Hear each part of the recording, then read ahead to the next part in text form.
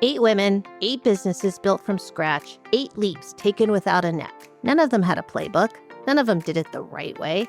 And every single one of them had a moment, sometimes terrifying, sometimes thrilling, often both, when they decided to stop waiting for permission and just go.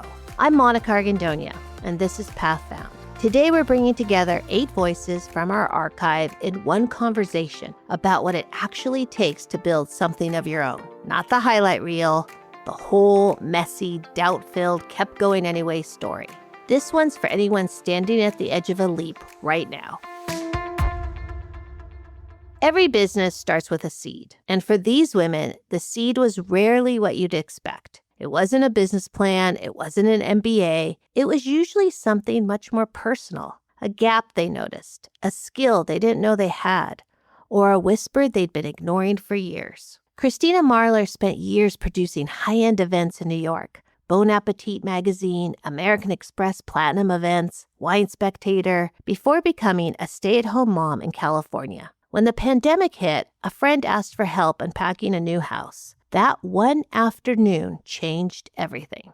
And this is really where my business began. So I am a pretty social person, and my husband is less social, certainly social, but he was kind of content with COVID and having to isolate. It was very difficult for me. So I started thinking, I got to do something about this. And what ended up happening was I have a friend who's an interior designer, and she has had a client who was moving from one house to another. And my friend was doing the interior design for the new house. And she said she could use some help unpacking and getting her new house set up. And it's COVID. So, I think you're a trustworthy person and, to be safe about that. And so as it turns out, once I realized what the project was, it started with having to clear out 2 storage units because she had inherited a lot of her mother's furniture and just had collected things over the years. And so this storage unit, these 2 big storage units that were,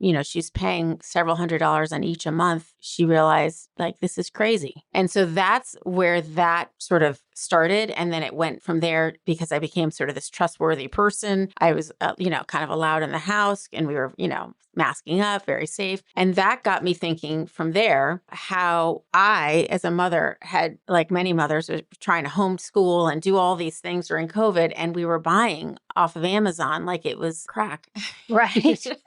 I know. Right? Yeah. Just, the trampoline, this school supply, like everything. And all of a sudden I'm like, oh my gosh, I don't have a big house. I don't have an attic. I don't have a basement. Like, where is all this stuff going to go? There's just so much. And that's when I realized that maybe there were other people like me who had accumulated all this stuff and didn't know how to get rid of it or when to get rid of it or how to organize it. And so between that and sort of this going in this house that I was helping someone move into, that is where I did this for about 2 years and then started my business, Freak SoCal. So, okay, few questions. Had the pandemic not happened, what do you think? I mean, were you looking for something? Were you looking for a new I job? was looking because my third child was in kindergarten. And in my head, I was like, as soon as she's in first grade, I got to be full throttle here. And so it was definitely in the back of my head. I also have a friend who called me up and said, hey, I have a couch you might want. And I said, great, but let me pay you for it. And she's like, no, you just have it. And I said, well, you can sell that, even if it's not a lot.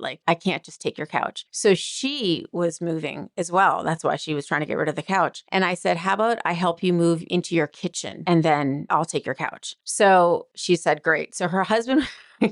So over several nights, her husband would make me cappuccinos and I unpacked her boxes and moved her in. And what was astonishing to me is, again, my background in loving of cooking, kitchens, all those things. It's just like second nature for me to think, okay, to your left, you put this, to your right, you put this of the dishwasher.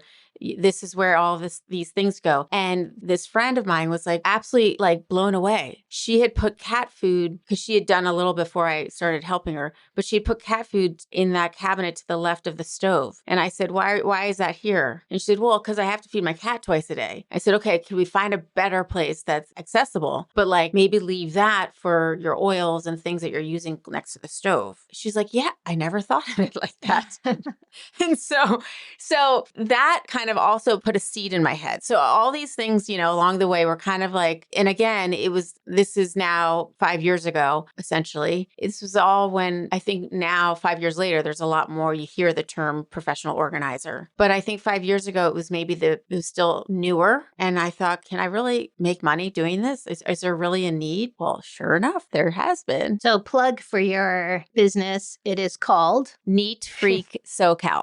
I love that story because Kristina didn't go looking for a business. She went to help a friend unpack. And somewhere in those storage units, she found herself. Melissa Romero's seed was a whisper too, one she'd been carrying for years without knowing what to do with it. Melissa spent nearly a decade in California environmental politics. She wrote legislation, lobbied for recycling policy, and helped sue Amazon for $1.5 million. She was successful. She was making an impact. And then she went to her niece's birth. So I was at the birth of my niece, my first niece, Clementina, and that was 2023. And my sister had a birth doula. And birth was always an interest of mine, like always a whisper, always like something that was really interesting. But I didn't know what to do with that. What are you supposed to do with that? Again, your dream job you don't know it exists yet. Mm-hmm. So at the time I knew what a doula was, and I thought, well, that sounds really amazing. And so my sister had a doula, and I got the chance to chat with her while we were at the birth of my niece, and it just snowballed from there. I was like, oh my God, this is an interest of mine that I've been ignoring. I haven't been paying attention to this interest. And the more that I learned about it, the more I felt this like undeniable pull in that direction. And so I said goodbye to my limiting beliefs that I can only have one job at a time. And I said, you know what? I'm going to be a birth doula on the side, because why not? Why do I have to make a whole career change in order to experience something I'm passionate about? And so I did. I went to the training. I've attended 5 births since then, including the birth of my second niece. And then,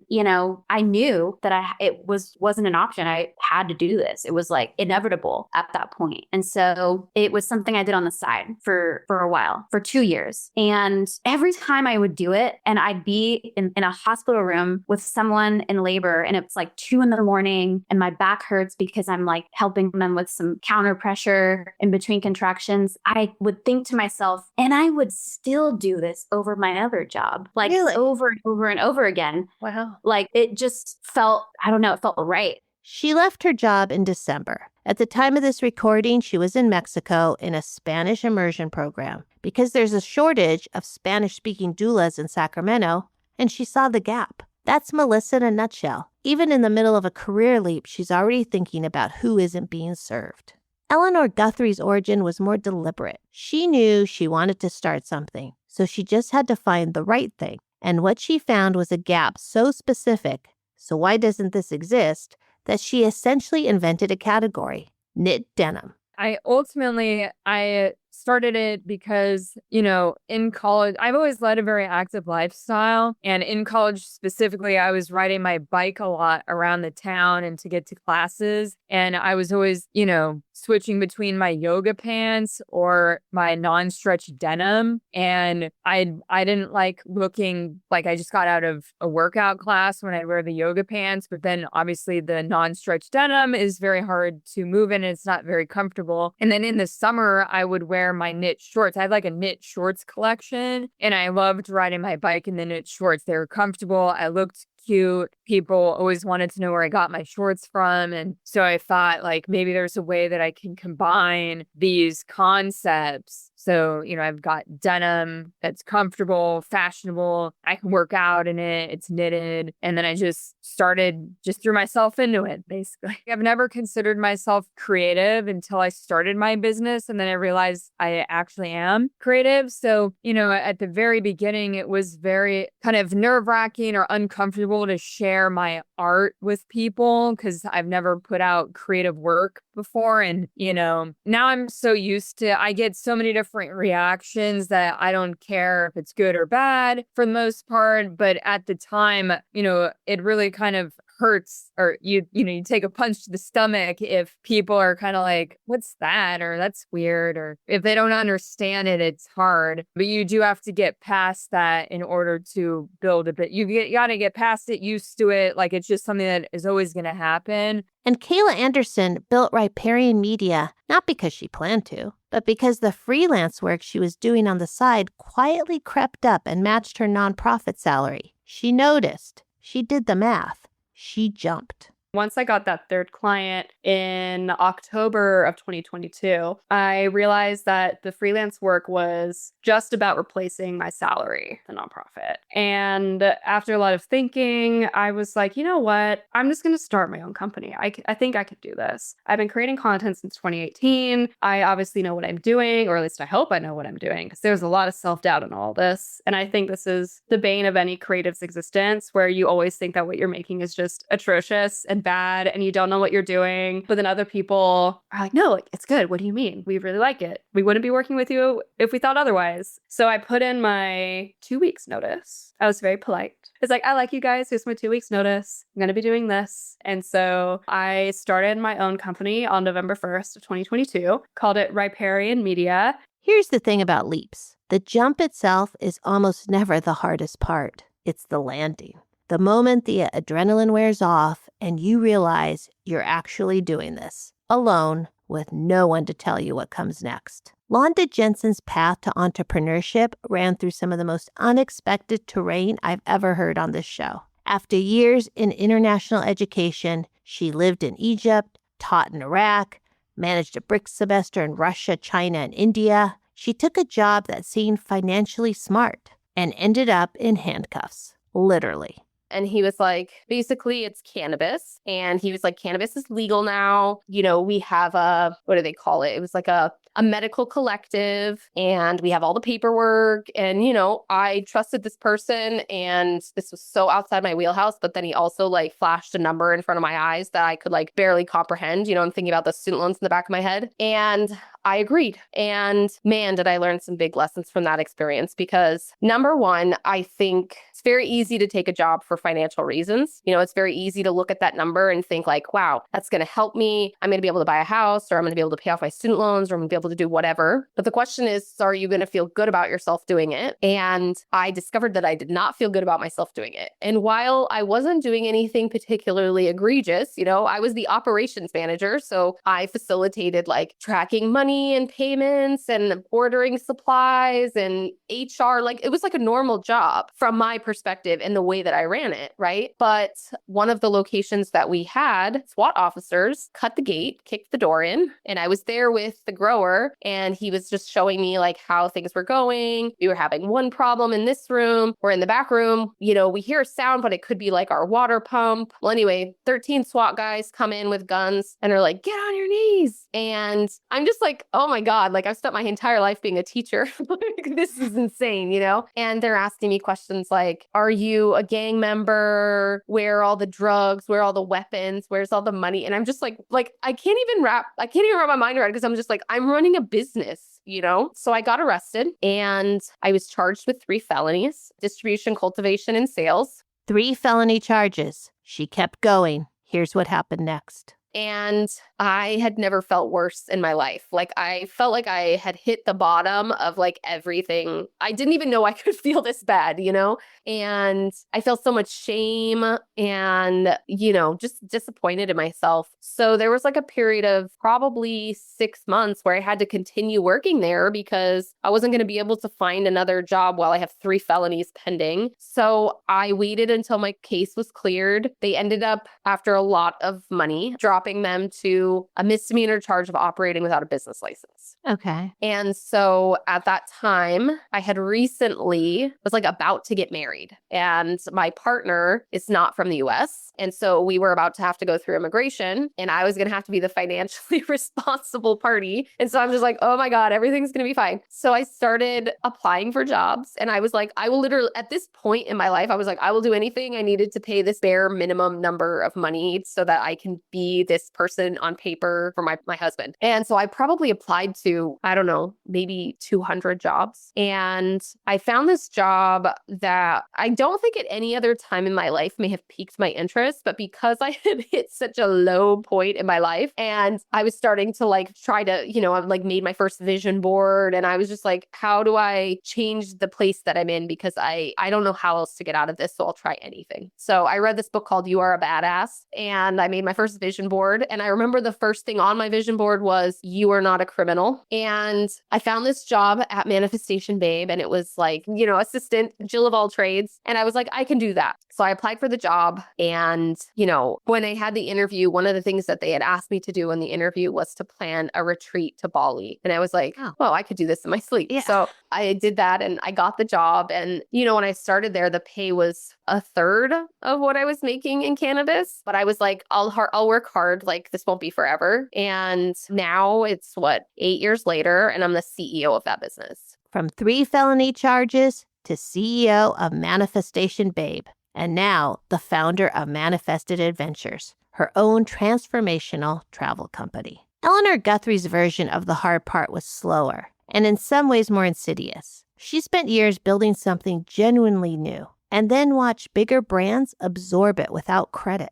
Within the past few years, it had become very, very popular to use my aesthetic for knit. Like, people would start, I'm saying this crazy, but Diesel in particular was a company that really took my aesthetic and ran with it. They hired a new creative director who's kind of known for biting other designers. And so they sort of flooded the market with designs that looked like mine because they used my signature textiles and my signature way of designing knit denim. And I've just been noticing other companies starting to do that too, or they had already been doing that. And so that started making it harder for me to sell my designs because now it's like people have other options. Like, there's just more out there at different price points. I Shein ripped off my signature, my best-selling set. And there's nothing you can do about that, right? I haven't found a lawyer yet who is,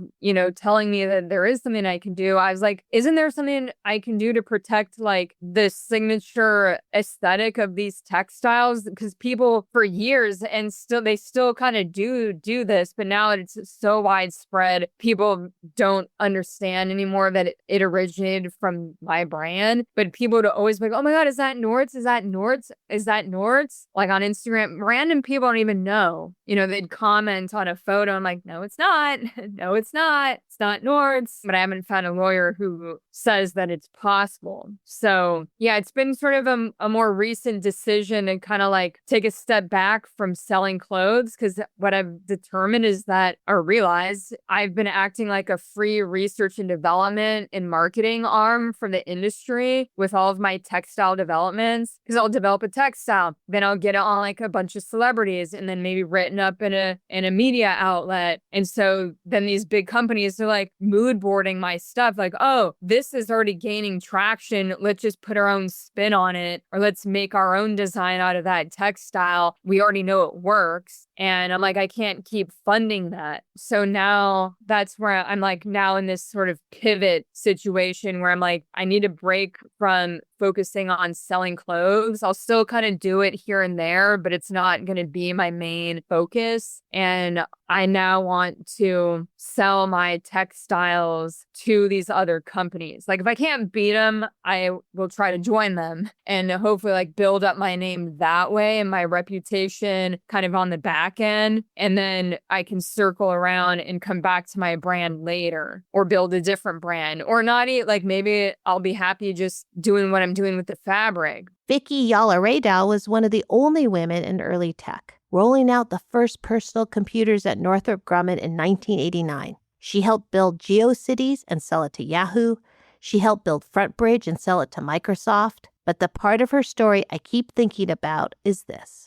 I'm a big believer in, know your worth and make sure that you're in a group of people, and with a group of people, whether that's in a relationship or in a company or in whatever presence you're going to be in, or a group, that they also know your worth and they value your worth. And otherwise, don't be there. Go find it. Every person I talk to on the show eventually comes back to the same thing. The moment they stopped listening to everyone else and started listening to themselves. Macy McCallion put it better than almost anyone. Macy is a horse trainer who spent years trying to convince herself she should want a real career.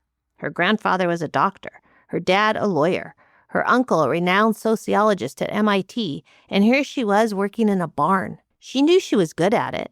She just had to get loud enough inside to drown out everyone else. That shift in mindset where it's like, I'm not going to listen to my own self-doubt, have that whole imposter syndrome thing circling around, or listening to old trainers that I had that were just like, oh, Dave, don't ever do this. Don't ever make it your business. Just don't, like, it's not worth it and it's too hard and all this stuff. And other people too that were like, well, you're so talented in other ways. Why would you just be a horse trainer, right? Actually, and I remember this guy who used to cut my hair. He was pretty funny and would always used to have a good time sitting in the chair with him. And I remember one day he's like, you know what? I never asked you what you did for work. And I told him, I was like, oh, I'm a horse trainer. He's like, oh, so where do you work? I'm like, at a barn. He just cracked up. He just started hysterically laughing. He's like, you work in a barn? And I was like, what is that? What is that? So I've had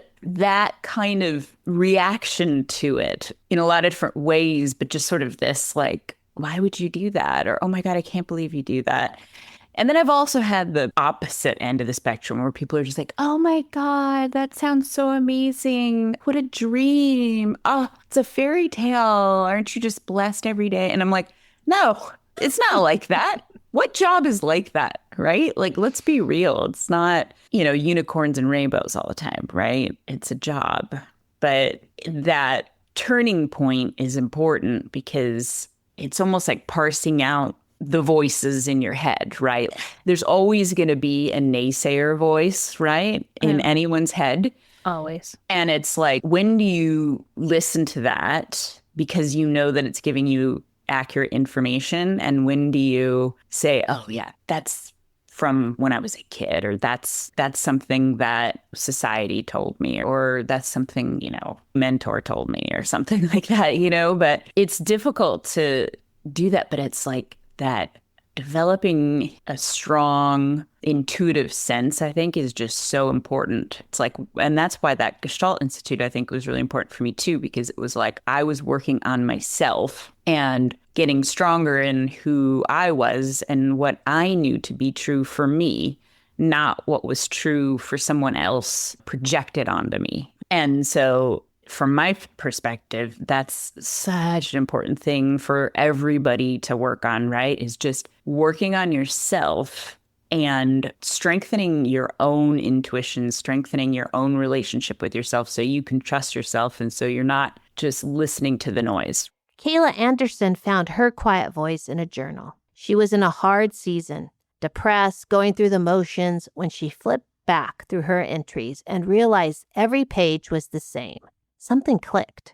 I think it would be the idea that I do deserve good things out of life. And that's probably a very unconventional answer. But no, I'm not going to get into like my upbringing and like past poor decision making and all that stuff. But I genuinely held the belief for a really long time. It was a really low time too, where I was like very depressed and not in a good relationship. And everything was just kind of going through the motions. And I had this feeling of like, well, this is just what life is about. And, like it is what it is. But when I had a moment of, and it felt like something just clicked in my brain, and I couldn't tell you when that happened, but there was just this feeling of like, I was looking at my life. I think I was like journaling one night, and I was flipping through my journal, and I realized that all of my entries were just like so sad. And I just had this thought of like, is this really it? And then as I was kind of like sitting there with all of that, I was like, no, like I deserve to have a good life. And it was just such a novel thought. But then when I like really chewed on that,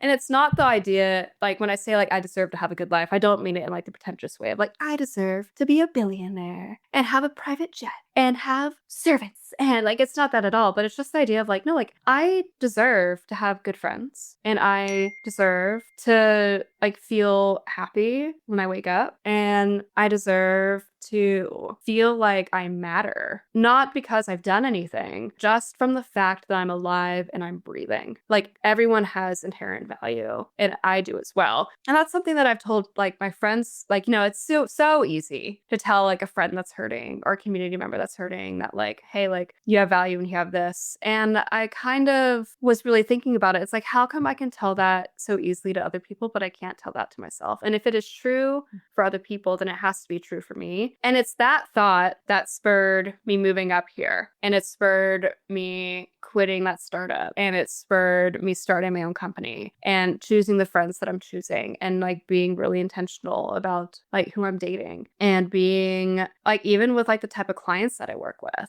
So I hope that answers the question. Probably a little bit unconventional of an answer, but like that's the thing that really, when I think about what changed the trajectory of my life, it was that moment of actually being like, no, like there is goodness. And if I'm telling my friends that they deserve good things just by existing, then that truth also has to apply to me. I deserve good things, not because I've earned them, not because I've suffered enough, but because I exist. That's it. That's the whole shift. One of the questions I ask every guest is, what would you tell someone who's figuring it out right now? And across hundreds of conversations, a single idea keeps surfacing. Londa Jensen called it pulling a thread. Jessica Nersessian's mentor also called it following the thread, as in the common thread. And Melissa Romero put it more simply than anyone. Your dream job doesn't exist yet. Well, the thing that I've already said a few times, which is that your dream job is, you don't know what it is. You don't even know about it yet. You don't know that it exists yet. So don't get caught up on what you think is within the realm of possibility. Just keep following what you're good at and what you're passionate about. And if something, whether it's a job or a person, doesn't feel right or feels off for you or starts to feel off, listen to that feeling because it's always right. That was such an important part of this whole career change for me, was really understanding the difference between what I actually wanted and what ideas were put in my head about what I should want. Like, oh, I should buy a house. I don't want to do that. What? I don't want to buy a house. So, that's just a silly small example, but it's true. When you especially are growing up with a lot of imposter syndrome, it's hard to differentiate. What do I actually want and what was put in my head without my consent, without my knowledge? So that was a really important thing that I wish I could have figured out, but I also feel like everything happens how it does for a reason. So, and as students are graduating high school, figuring out what to major in, right? There's all this pressure. You gotta pick a major and stick with it. What would you tell them? Like, it's tough right now because they're worried about AI and they're worried about, being able to get a job. And I think that's a good point you make about these things that we're told that we want, but do we really want them? So what would you, if you could go back to your alma mater and stand there in front of them, what would you say to them? Well, what I would say is probably like if you have a dream about something, if you have a dream about doing something, becoming something that feels impossible, talk about it out loud and watch how that changes. Watch how the possibility starts to change. And there's no timeline. There's no right answer. You don't have to do the same career for your whole life. I actually think it's really deeply unnatural for people to do the same thing every single day, Monday through Friday, for however many years we work, really long time. I think that there's seasons to life. And if the season that you're in at the moment, something feels really interesting and is pulling you in that direction, and it also makes you feel like your authentic self, that's probably a good sign that that's a thing you should do. And you're not tied to it. It's not forever. There's no rules. There's literally no rules. Listen to your gut. Get really clear with yourself about why you want something. Get really, really clear about that and make plans and follow them. But don't allow your idea of what something should be to get in the way or cloud your ability to see what else is possible. There's no rules. There's no timeline. There are seasons to life. I love that. And Melissa came to that not just philosophically, she tested it. She went from environmental legislation to birth doula to photography business, and she's doing it all at once without apology. Jessica Nersessian carved out something equally hard to name. She's the co-founder of Metric Design Works, a product design firm focused on sustainability in consumer electronics, a space she describes as one of the most overlooked environmental challenges on the planet. She built it 16 years ago, is now based in Barcelona, and she is still the only woman in most of the rooms she walks into. It's not anything I would have thought when I was younger. This was not like, I wanted to be a doctor. Well, and it wasn't a job. Like no one... Right. Yeah.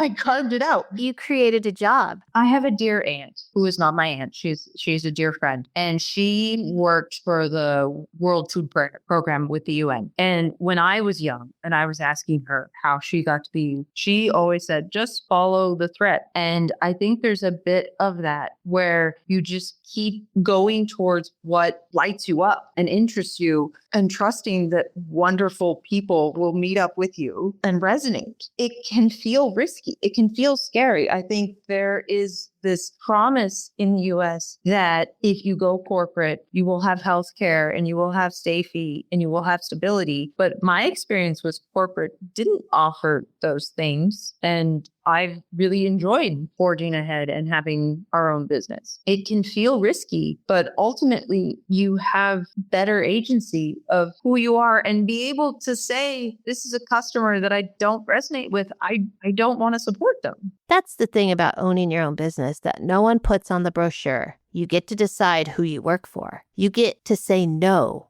to things that feel wrong. That's not nothing. Londa Jensen had the same realization. Here's how she described the thread to anyone still figuring out where to start.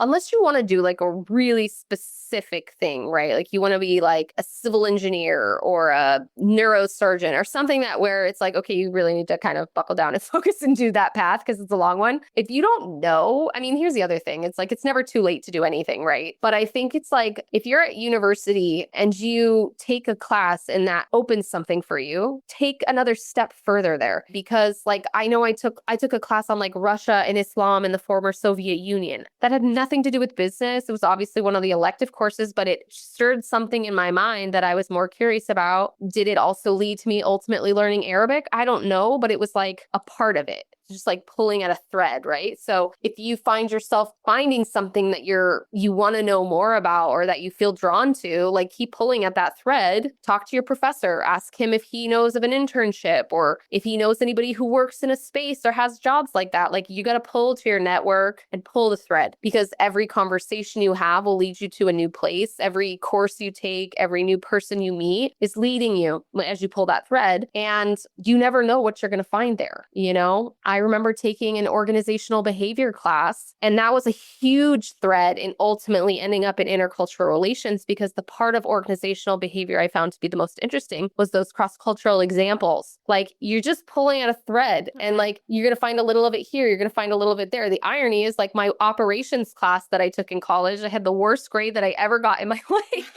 And that's what I ended up doing. So it's not about like, is this the job that you're good at? Does this fit your degree? Is this going to pay well? It's like, does this open your curiosity? Does this pull you in? Does this make you want to know more? And if so, just keep pulling on it. And Vicky Yaller-Raydow distilled everything she learned, without a mentor, in rooms that weren't designed to include her, into 3 principles she shared with her teams, her kids, and every young person who's asked. Earlier on, you said there were 3 foundational things. And the first one was, build on your skill set, like figure out what you're good at and pursue that. What are the other 2? The second one is work hard. Work harder than anyone and everyone around you because it creates a nice competition. That's the athletic in me, right? The athlete in me wants to compete, and I'm not competing, but I'm competing with my competitors, right? I want my team members amongst me I want all of us to work super hard so that we can beat out our competitors. So that's number 2. And number 3 is be that positive influence. It's a world of negativity. Of course, it's lazy to focus on negative things. It really is. You have to build discipline in your mind and in your heart every single morning to wake up and find the positive in things and be that positive influence. I want to be that, and I want to be around people that are doing that. So to me, those are the 3 things. And, there's a whole bunch of little sprinkles around all of that, right? There's, help others. There's, I have this saying at work, don't play the not it game. Like, not it, like, oh, we need somebody to do blah, blah, blah. And so many people want to first just say, not it, not me, not doing it. I want to be I'll do it. That's the culture, right? So there's a bunch of those other sprinkle things that I would sprinkle across those 3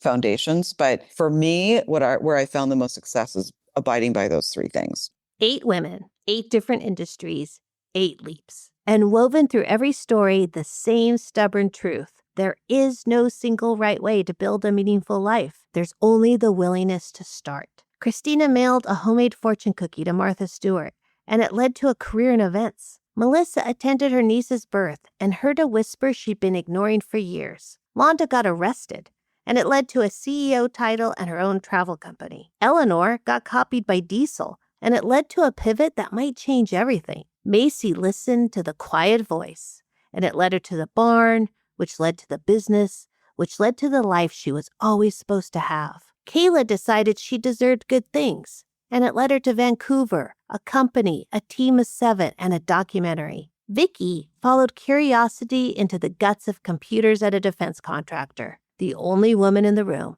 and helped build what we now call Office 365. And Jessica followed the thread all the way to factory floors in Malaysia and Barcelona, building a job that didn't exist until she made it. None of these paths were straight, none of them were safe, and not one of them would have happened if these women had waited until they were ready. If something in today's episode resonated, a name, a story, a moment, go back and listen to their full episodes. I'm Monica Argandonia. Thank you so much for listening to Path Found. If today's episode connected with you, please subscribe, leave a review, or share it with someone who needs to hear it. Find us on Instagram at Path Found Podcast and visit KeystoneNetwork.org. The route may not be linear, but there's always a way forward. I'll see you next time.